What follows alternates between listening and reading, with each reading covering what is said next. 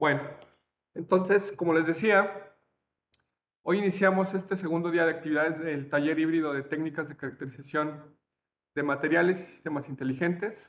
Hoy contamos con la presencia del doctor Ernesto García, egresado de la UNAM, de-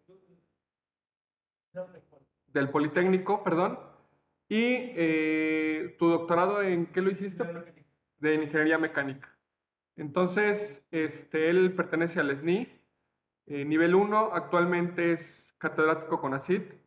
Y sin más preámbulo, bueno, pues le cedo las palabras al doctor Ernesto para que nos muestre parte de lo que él trabaja y pues algunos tips de cómo empezar justamente a analizar nuestros datos en este tipo de propiedades mecánicas.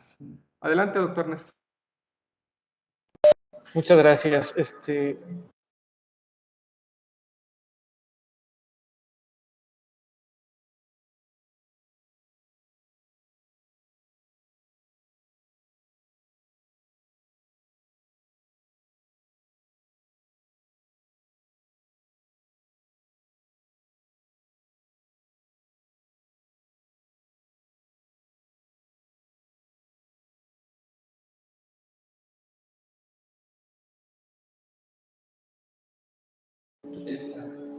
Ok. Hola, buenos días. Como ya el doctor Oscar ya me ha presentado, mi nombre es Ernesto García y voy a darles una pequeña referencia de lo que es un poco de la caracterización, en este caso específicamente tribológica, sobre el sistema aplicado principalmente en el sistema de perno sobre disco. En este caso, Ernesto García, será mi correo por si tienen alguna duda, comentario o sugerencia.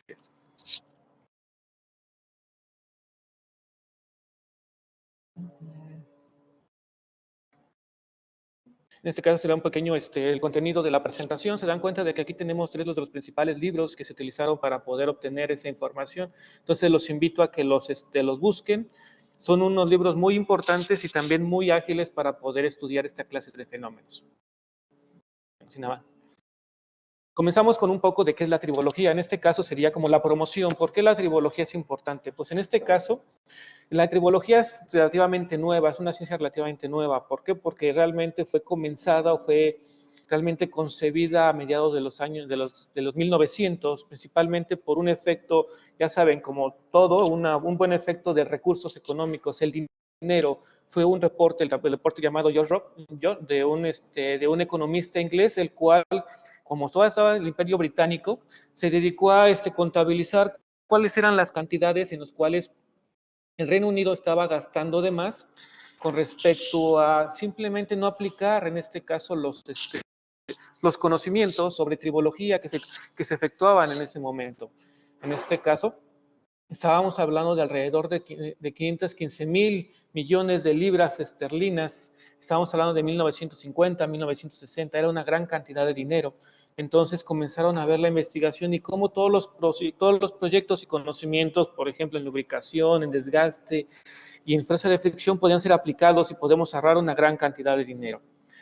Bueno, el efecto de lo que es en este caso, pues se comenzó a definir lo que es tribología, en este caso del griego tribos, que significa frotamiento o rozamiento, y de lo que es logía, que sería la ciencia de. Entonces, una de las principales definiciones y la principal, bueno, que a mí la que más me gusta, dice que es la ciencia y la tecnología de la interacción entre superficies en movimiento relativo, en este caso dedicado principalmente a lo que es el estudio de la lubricación, el desgaste y la fricción. Continuando con un poco con la publicidad, en este caso hay varios estudios los cuales nos indican aproximadamente el gasto que se está realizando, por ejemplo, en este caso en el 2008, simplemente en lo que es el gasto en los proyectos, en este caso en no aplicar bien lo que es el consumo o los conocimientos en tribología. En este caso vemos, por ejemplo, la Unión Europea tiene una gran cantidad de recursos que podrían ser ahorrados simplemente aplicados lo que es los conocimientos de tribología que se desarrollaban hasta ese momento, alrededor de 303 billones de dólares. Así continuamos con Estados Unidos, China y, por ejemplo, el Reino Unido, pues ya bajó a alrededor de 36 billones de dólares. Estamos hablando del 2008 y esto no ha cambiado mucho hasta la fecha. Pero no solo estamos viendo que podemos ahorrar una gran cantidad de dinero, por ejemplo, también aquí el Producto Interno Bruto de alrededor de 22%, sino también podemos hacer un buen ahorro en lo que es la huella de carbono que dejamos en el ambiente, reduciendo la cantidad de, principalmente en este caso, de CO2 que se emiten principalmente por lo que son los vehículos o sistemas en los cuales estamos como utilizando combustibles fósiles para poder generar ese movimiento. Estamos hablando de alrededor de 130 gramos por kilómetro que podemos ahorrarnos en este caso, simplemente aplicando con los conocimientos de tribología sobre estos sistemas. Entonces, esto principalmente se afecta en los países desarrollados y subdesarrollados. México no es la excepción. Simplemente vemos cómo los camiones o los grandes, los automóviles simplemente van andando y van echando una gran cantidad de humo. Entonces, ese humo es la contaminación que a final de cuentas tenemos entre varias moléculas, pues en este caso el CO2. Entonces, eso podría ser aplicado principalmente tanto a los vehículos como a las industrias. Entonces, podemos generar una gran, reducir el impacto ambiental que nosotros podemos o estamos ocasionando en este caso en nuestro sistema. Bueno, esto ya es un poco de publicidad. Entonces, vamos a continuar un poco con la introducción. Bueno, la tribología, aunque haya sido concebida o haya sido definida como ciencia a mediados de lo que son los años de los 1900, esto ya se había aplicado desde hace miles de millones de años. Estamos hablando de que una de las imágenes más famosas sobre tribología, en este caso es esta, en la cual vemos, por ejemplo, aquí una serie de cantidad de personas, en este caso esclavos, los cuales están tirando de una estatua en lo que es el antiguo Egipto. En este caso vemos a todas estas personas, pero vemos a esta pequeña persona que está aquí. ¿Qué está haciendo esta persona? Pues está agregando ya sea un líquido o grasa o un material el cual reduzca, en este caso, la fricción, la fuerza que se pone en nuestro movimiento, lo vamos a ver un poco más a detalle después, entre lo que es la estatua y lo que es el piso. En este caso, vemos toda esta cantidad de personas que se están utilizando para jalar esta estatua. Imagínense que estas personas, estamos hablando de lo que es la fuerza laboral. Ahora, entre menos fuerza se requiera para poder mover esta estatua, entonces menor cantidad de esclavos era necesario entonces utilizar en ese momento. Y también estábamos viendo que esa cantidad de esclavos al reducirse no solo reducía la cantidad, sino también incrementaba su tiempo de vida, ya que eran esclavos a final de cuentas, eran fuerza laboral. Si alguno fallecía o no, eso no tenía tanta relevancia porque a final de cuentas eran esclavos. Entonces, en este caso, esta aplicación de esta pequeña grasa o algún aceite vegetal o animal estaba no solo ayudando a reducir la fuerza de fricción de esta estatua, o en este caso de esta estatua, sino también podría ayudar a elevar la calidad de vida de los esclavos, incrementar su calidad de vida. Después pasamos un poco a lo que fue a quienes es denominado el primer tribólogo de la historia, que en este caso fue Leonardo da Vinci. Vemos estos pequeños bocetos en los cuales él les mostraba no solo equipos para medir lo que es la fuerza de fricción y el desgaste, sino también diseños en los cuales ya basados en sus conocimientos podríamos utilizarlos. Por ejemplo, sería actualmente el valero que estamos ocupando en diferentes, o el rodamiento que estamos aplicando en diferentes máquinas, sistemas de rodamiento. Entonces, ya estaba concibiendo desde lo que era Leonardo da Vinci. No se estaba aplicando completamente, pero a final de cuentas ya existía. Y esto lo podemos tener desde lo que es un automóvil, un camión, hasta lo que es la bicicleta o el patín del diablo de los niños. Entonces, viendo todo eso, podemos observar que no solo la tribología es afectada principalmente por lo que es el contacto, sino también tenemos está afectado no solo por estas superficies que están en contacto, sino están afectados por todo lo que lo rodea también. Y por eso tenemos diferentes escalas. Podemos tener una escala desde la escala molecular que tenemos aquí hasta lo que es la escala universal. No sé si han dado cuenta, pero algunas veces después de un terremoto comienzan a destellar, en este caso, algunas luces en la atmósfera. Esto se debe porque las placas tectónicas, al generar un movimiento una sobre la otra, generan una gran cantidad de electricidad estática. Esto se llama el contacto y deslizamiento entre las placas tectónicas, generan esa electricidad, generan una ionización del aire y por lo tanto producen esos destellos que se le define como triboluminiscencia. Entonces, ya observando todo eso, podemos definir también que la tribología no es una ciencia tal cual completamente sola, sino que es una ciencia que está alimentada por una gran cantidad de ciencias, desde lo que es la ingeniería mecánica, la matemática, la biología, la física, la química y hasta la economía, la cual depende muchísimo lo que son nuestros fenómenos tribológicos. Ok, esto sería un poco de la introducción. Entonces, continuando ya con un poco de lo que es cómo nació o cómo podemos estudiar la tribología, pues comenzamos con una frase que dice, Dios hizo el bulto, mientras que las superficies fueron inventadas por el diablo.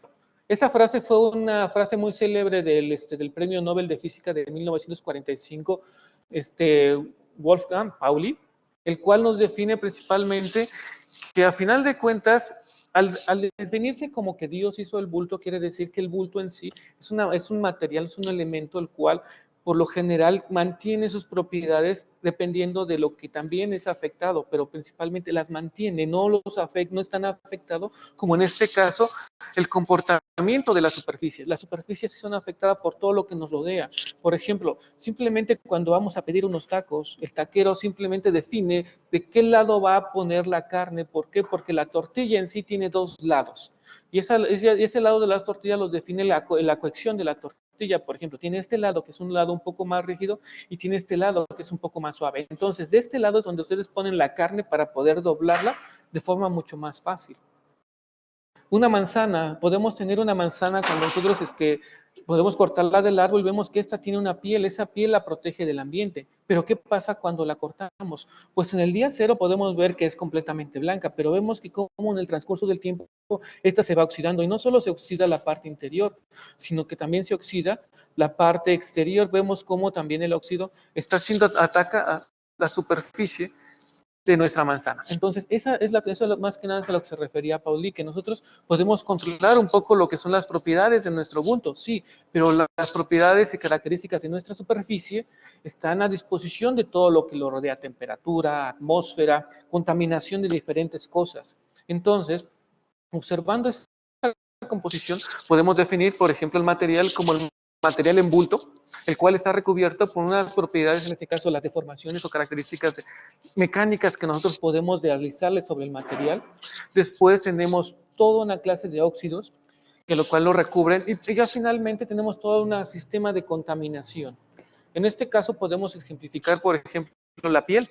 La piel tenemos diferentes capas, desde lo que es los músculos, el tejido subcutáneo, la dermis, la epidermis, pero también aquí arriba tenemos pues tenemos, en este caso, esto sería nuestro tejido principal que está expuesto a lo que es todos los cambios de temperatura, la contaminación, todos los cambios en la humedad de lo que es nuestra piel. Entonces, esto es lo que principalmente nos protege del medio ambiente. Entonces, estos por lo general se mantienen de forma constante, mientras que esta es la que nos hace reaccionar a nuestro medio ambiente.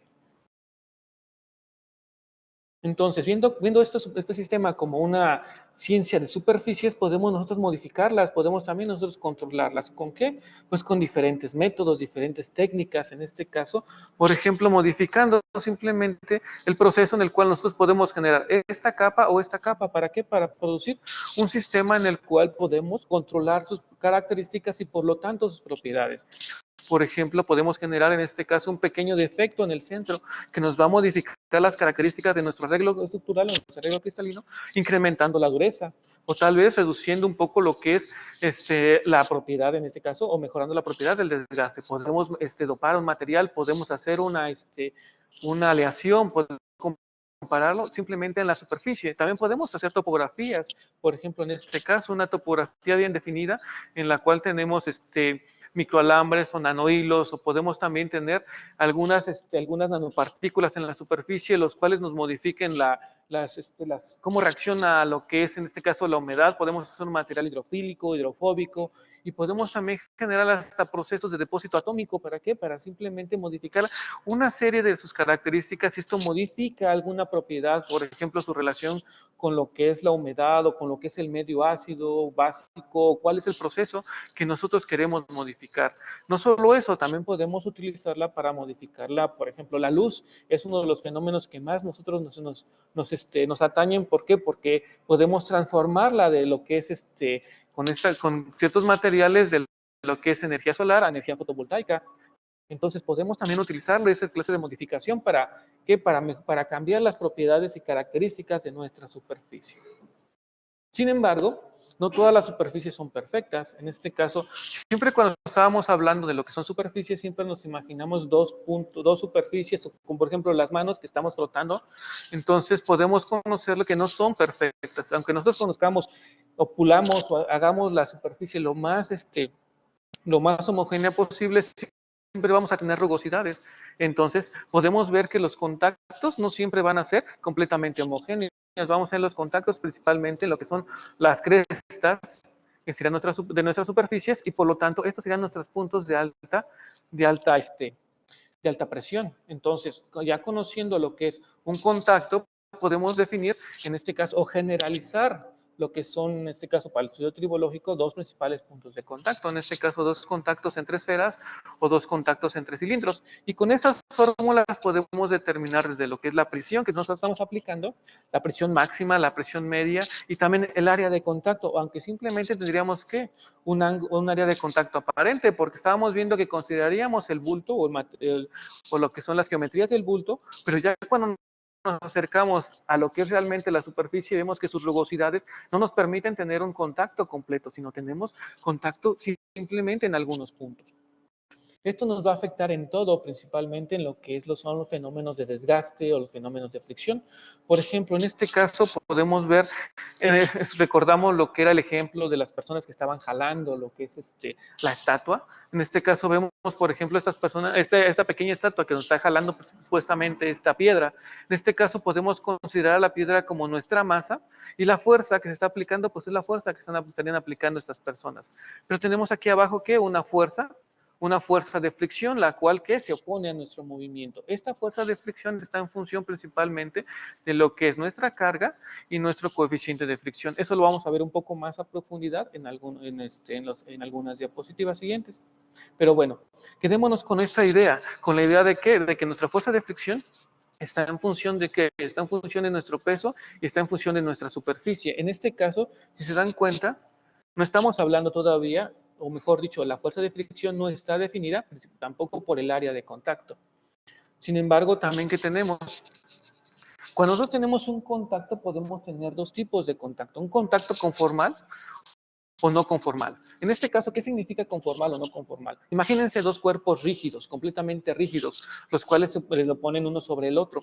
En este caso, al ser completamente rígidos, al no permitir una deformación, entonces tenemos una superficie y un punto de contacto que no varían con respecto a la presión que nosotros estamos aplicando. Sin embargo, ¿qué pasa si tenemos, por ejemplo, una superficie que es un polímero y otra superficie que en este caso es un balín? En este caso, si nos aplicamos una carga a lo que es el balín, pues el polímero se va a deformar, incrementándose ¿qué? En nuestra área de contacto. Eso es importante en el proceso de conformal y no conformal. ¿Por qué? Porque nuestra área de contacto se puede incrementar dependiendo de la carga que nosotros estamos aplicando y de las características y propiedades de nuestro material. Entonces, con esto podemos nosotros definir si tenemos un área de contacto con una extrema presión o un área de contacto a la cual se va a incrementar dependiendo de nuestra presión. Entonces, podemos distribuir mejor los esfuerzos. Y eso también va en consecuencia de ¿qué? De la lubricación. En este caso, un contacto lubricado se define principalmente por cuando tenemos dos superficies, las cuales están separadas por un tercer material, el cual evita el contacto entre ellas, ya sea en tres diferentes modos. Según la curva de Strilbeck, tenemos lo que es un contacto al límite, en el cual tenemos casi siempre contacto entre superficies, un mixto en el cual a veces tenemos contacto y a veces no, pero principalmente en lo que son las crestas en nuestro sistema, y tenemos uno que es completamente lubricado, en el cual el material evita completamente lo que es el contacto entre lo que son las superficies. Imagínense este proceso en lo que es un motor de combustión interna, principalmente en los pistones. En este caso, en el pistón tenemos que en la parte de arriba tendríamos una alta presión.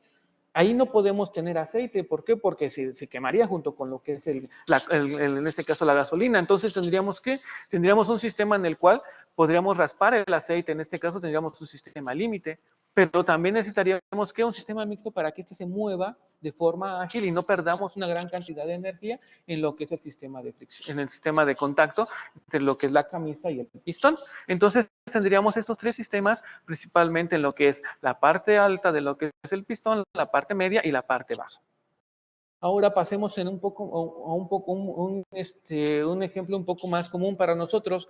Todo mundo sabemos sabemos cuál es el proceso del caminar. En este caso, el proceso del caminar está basado principalmente en las conexiones que tenemos en nuestra rodilla y cómo esta va trabajando dependiendo del esfuerzo que nosotros estamos aplicando. Por ejemplo, cuando nosotros tenemos la rodilla en descanso, tenemos, en este caso teníamos nuestro hueso superior, nuestro hueso inferior, y aquí este pequeño material que trabaja, esta cantidad de material que está entre estas dos superficies, pues se llama líquido sinovial. En este caso, cuando estamos estamos en descanso, pues hay una diferencia en lo que es en este caso, una separación entre nuestras superficies. Esta separación está principalmente basada en lo que es las características y propiedades de nuestro líquido sinovial. Podemos modificar la viscosidad, la cantidad de sales, todo el proceso dependiendo de lo que comemos, dependiendo de lo que bebemos, dependiendo de cómo vivimos, la edad que tengamos. Entonces, pero en este punto tenemos que unas superficies completamente separadas, pero cuando nosotros agarramos y comenzamos el proceso de caminar, cuando ya estamos ejerciendo una fuerza, pues este líquido sinovial comienza a moverse para las orillas, generando ¿qué? Una disminución en esta distancia de contacto, terminando en contacto entre lo que es las superficies con la superficie en contacto. En este caso sería nuestro hueso superior y en este caso sería nuestro cartílago, produciendo ¿qué? El contacto entre ellos y por ende también una fricción y por ende un rozamiento y por ende también lo que es un desgaste. Pero bueno, eso sería un poco más a grandes rasgos cómo funcionaría un proceso ya lubricado. Pero ahora, entrando en detalle, pues podemos comenzar con lo que son la fuerza de fricción. La fuerza de fricción tiene principalmente tres diferentes reglas. La primera es que la fuerza de fricción está basada principalmente en lo que es la fuerza que estamos aplicando en función de lo que es una variable que se define como coeficiente de fricción. Entonces, en este caso, nuestra fuerza de fricción está basada en nuestra fuerza normal, que estamos en este caso, por ejemplo, nuestro peso, el peso del cuerpo, ¿en función de qué? De nuestro coeficiente de fricción. En este caso, el coeficiente de fricción tiene dos valores dependiendo del estado de movimiento en el que esté. Puede ser el estado de fricción estático o el dinámico. En este caso, el estático es, por ejemplo, cuando nosotros queremos levantarnos, y el dinámico cuando estamos caminando o cuando vemos cuando el automóvil está primero detenido y después en marcha. O cuando nosotros queremos empujar y deslizar una caja. Cuando apenas está detenida tenemos que romper ese coeficiente de fricción y después ya el coeficiente de fricción, después pasaríamos al coeficiente de fricción estático. En este caso, por lo general, el coeficiente de fricción estático es mayor que el coeficiente de fricción dinámico. En este caso también, aquí la fuerza de fricción es independiente de lo que es el área de contacto entre lo que son los cuerpos. Aquí debe estar aquí. En este caso, ¿qué quiere decir? Si tenemos dos cuerpos en contacto, por ejemplo, aquí este cuerpo y este cuerpo, la fuerza de fricción que se está aplicando o que se está generando es independiente del área aparente que estamos teniendo en nuestro sistema. Por dos motivos. Primero es el área aparente. Estábamos viendo que el área aparente, por ejemplo, aquí tenemos una superficie muy tersa, pero aquí tenemos rugosidades.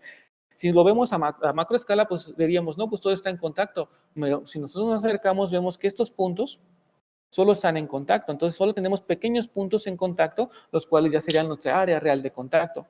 Y también, ¿por qué? Porque en este caso estamos viendo que el área superior, mejor dicho, que la fuerza que estamos aplicando, en este caso, con nuestro peso, se transforma en un esfuerzo con el área de contacto. Y entonces también la fuerza de fricción que nos estamos aplicando también se transforma en ese esfuerzo. De la misma razón que tenemos en el área de contacto. Entonces, esas áreas no son independientes ya que están relacionadas y por lo tanto se eliminan y teniendo que dejándonos solo con los cálculos de la fuerza de fricción en función de lo que es nuestra fuerza normal. En este caso también la fuerza de fricción cinética es independiente de la velocidad una vez que inicie lo que es nuestro sistema. No importa qué tan rápido vayamos, podemos modificar nuestro coeficiente de fricción. Principalmente recordemos lo que decía Paulín, en este caso las superficies están hechas por el diablo, entonces no sabemos si la velocidad también genera una temperatura tan elevada que cambiemos las características de nuestra superficie. ¿Qué pasa si durante el proceso tenemos una superficie muy tersa, con poco óxido? ¿Por qué? Porque vamos muy lento. Pero después incrementamos la velocidad o la carga y comenzamos a incrementar las propiedades, podemos a generar reacciones químicas, las cuales generen óxidos, generen carburos, generen nitruros, los cuales incrementen muchísimo lo que es la dureza o la resistencia al movimiento. Entonces ya podríamos que tener pues, una diferencia en nuestro sistema y por lo tanto ya tendríamos un coeficiente de fricción diferente al que iniciamos. Entonces eso también tenemos que tener en consideración cuando estemos aplicándolo en nuestro sistema. Aquí tenemos algunos ejemplos en los cuales nos dicen que tenemos dos sistemas, dos superficies en contacto, en este caso acero con aluminio. Podemos ver que el coeficiente de fricción, independientemente del área de la fuerza que nosotros apliquemos, podría considerarse como constante.